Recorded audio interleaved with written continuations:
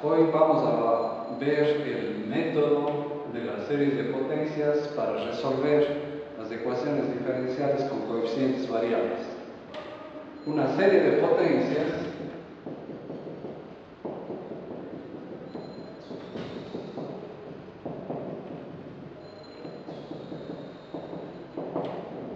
es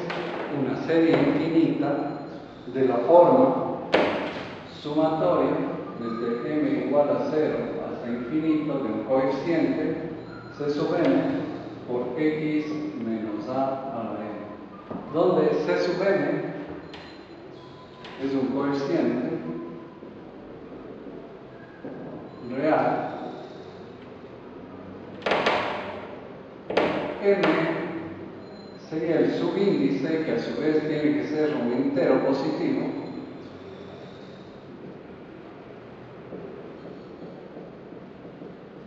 y se está desarrollando la serie alrededor del punto A, que se denomina el centro de la serie. El teorema sobre la solución de las ecuaciones diferenciales mediante series de potencias dice que si tenemos las funciones f, g y r de esta ecuación de segundo orden, esta ecuación diferencial de segundo orden no homogénea, si estas funciones son analíticas alrededor del punto x igual a a, entonces cada solución y de x es analítica en x igual a a, y e de x puede ser representada por una serie de potencias, lo que significa de que tiene solución la ecuación diferencial, porque al poderse resolver mediante series de potencias significa de que tiene un radio de convergencia r mayor a 0. ¿Cómo averiguar si f, g y r son analíticas? Analítica significa de que puede desarrollarse mediante una serie de potencias infinitas alrededor de algún punto y el radio de convergencia es mayor a 0.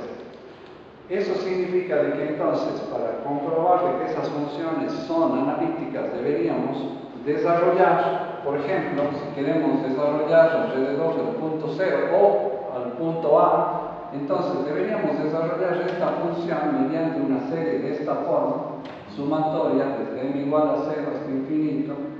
de c sub n, x menos a la n. Y si podemos encontrar estos coeficientes c sub n de esta serie y la serie resulta ser convergente, o sea, el radio de convergencia r mayor a 0, significa de que la función f en este caso es analítica. Así deberíamos proceder tanto con g como con r. El radio de convergencia que sea común para las tres funciones, ese radio de convergencia, o sea, la parte que sea la intersección de las tres funciones, que sea común a las tres funciones del radio de convergencia común, para ese radio la solución sería convergente. Lógicamente debería ser esa radio de convergencia común debería ser mayor a 0. De esa manera la solución sería una solución convergente, es decir, una solución válida para la ecuación diferencial.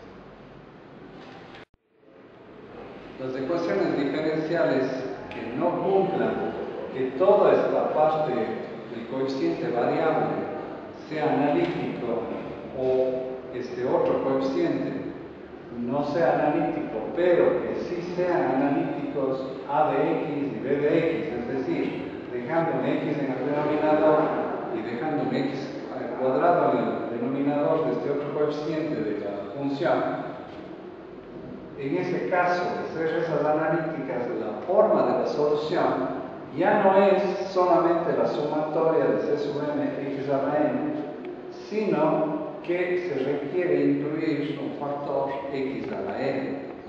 donde esta potencia r debe ser cualquier número, o es cualquier número escogido de manera de que el primer coeficiente, c sub 0,